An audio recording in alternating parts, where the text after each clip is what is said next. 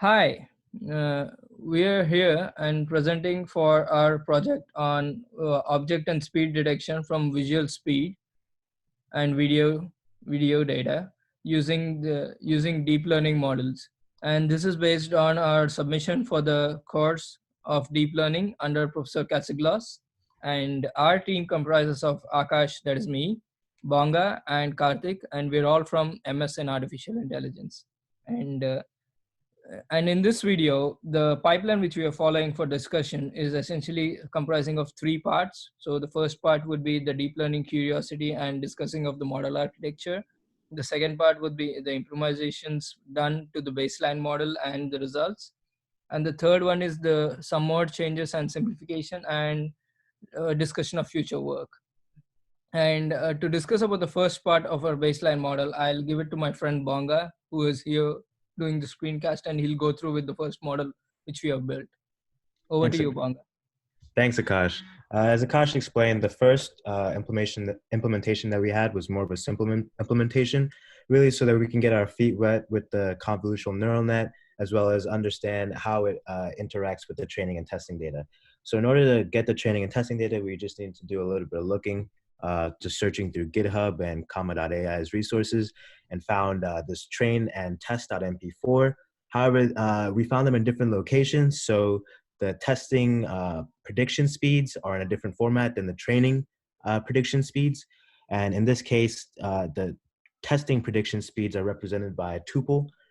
In this case, the second part of the tuple represents the actual speed of the car moving in the testing video.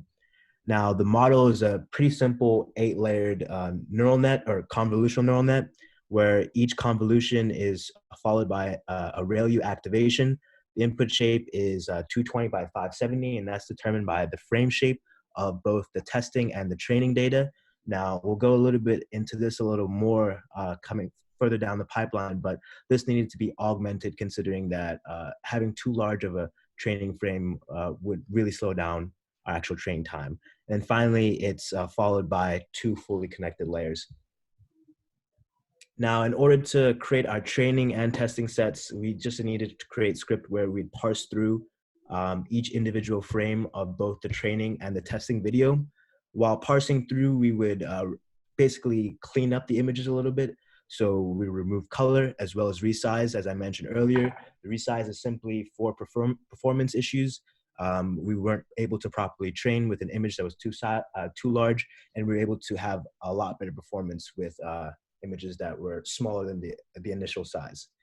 When it came to actually running the model, after doing some parameter tuning, we found that 2 epochs was the most optimal, simply because after 2 epochs, the loss and the accuracy would converge. As you can see, the overall accuracy and the loss are not anything to write home about. The scores aren't too great. However, after taking a first look, you can see, the loss is trending in the right direction, but the validation loss is going in the complete opposite direction, which indicates that this model was pretty unsuccessful in its predictive value. This led us to look more at the CV2 documentation and find things specifically about optical flow. And my partner, Akash, will explain a little bit more about that. Okay, I'll be casting my screen.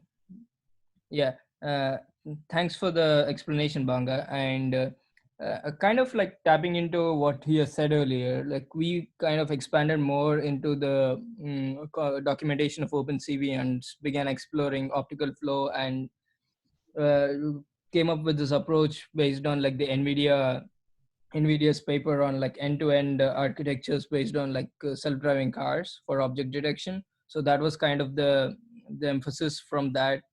The emphasis from that architecture was using cafe models, as well as using optical flow for like extracting images from the video on the basis of consecutive timestamps, and using that for like training the model. So that approach has really paid off. And the documentation and the code for this approach has been submitted for in the assignment. And I'll be going through one of the major files which we have used for the training and the testing of the model. So the baseline architecture is pretty simple. earlier model, we use the same.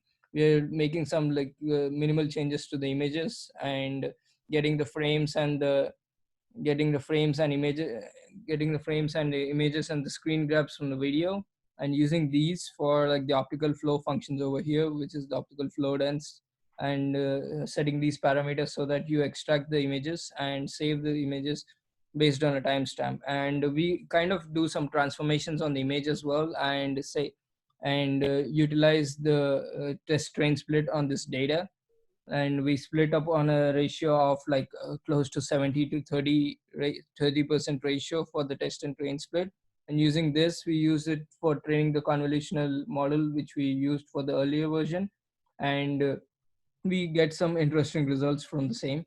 And some modifications have been done for the convolutional model as well, and which include adding some dropout in between here and there, as we can see in like convolutional layer number 3. And also we use like a fully connected nets and forward pass architectures, so that like the whole so that the whole ReLU and the dropout system is improving over time and generating better results than the baseline architecture.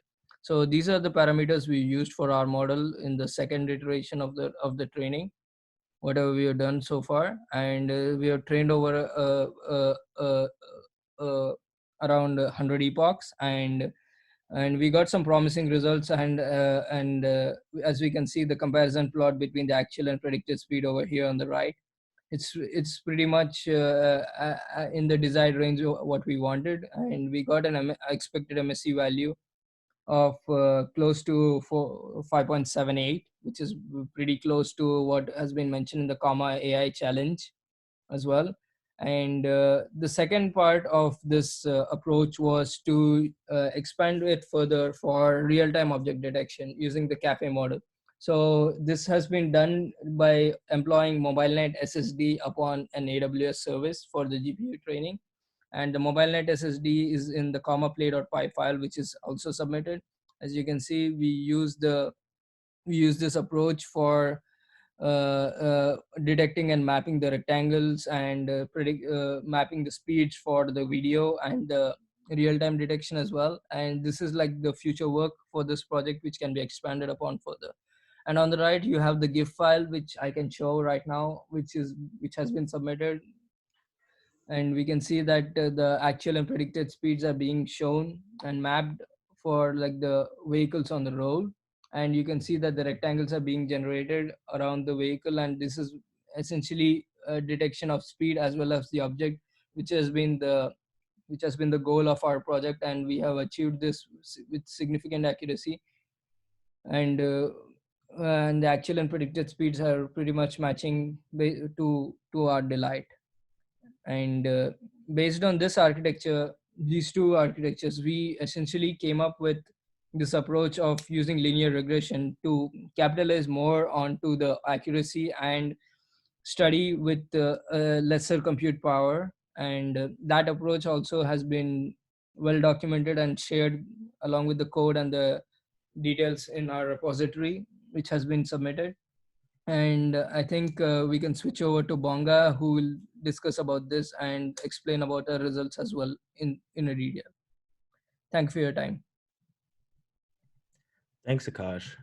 Let me just share my screen. Okay. As Akash explained, one of the things that we wanted to try and incorporate for was simply the amount of information and the amount of processing power that we had to use to run that deep learning model. So after doing a little bit of research, we found essentially the same methods, so in terms of image processing, but a different overall model implemented. In this case, it was a linear regression model. So in this case, we are constructing masks in the same way. We're processing frames in the same way. So we're also using optical flow. We're also, using blacks and whites, also resizing the actual images. But in this case, we're not sending this over a convolution neural net.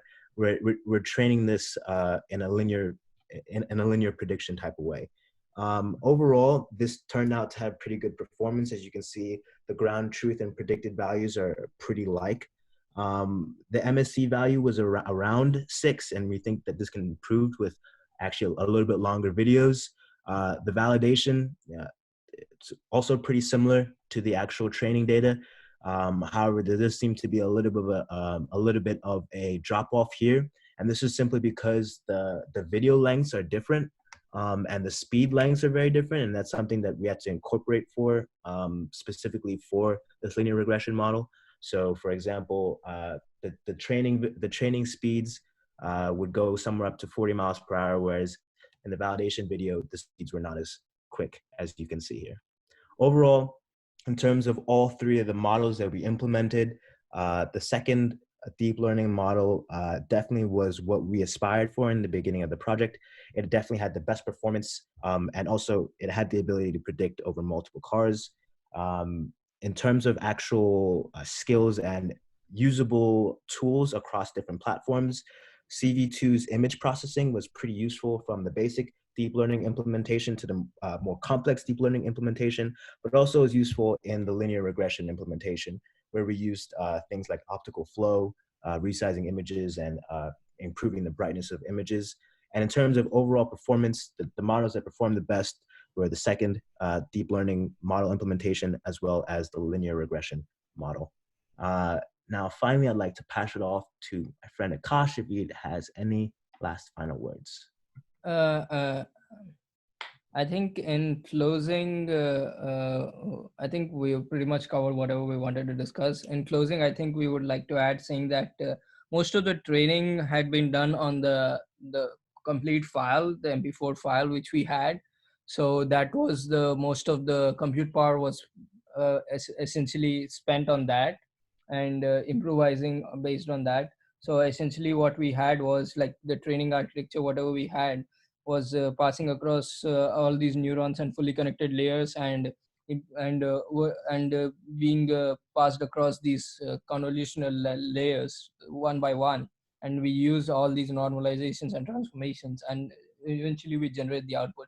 So that used a significant amount of like compute power, and that was the reason we came up with exploring the linear regression model, which Bonga has discussed right before me.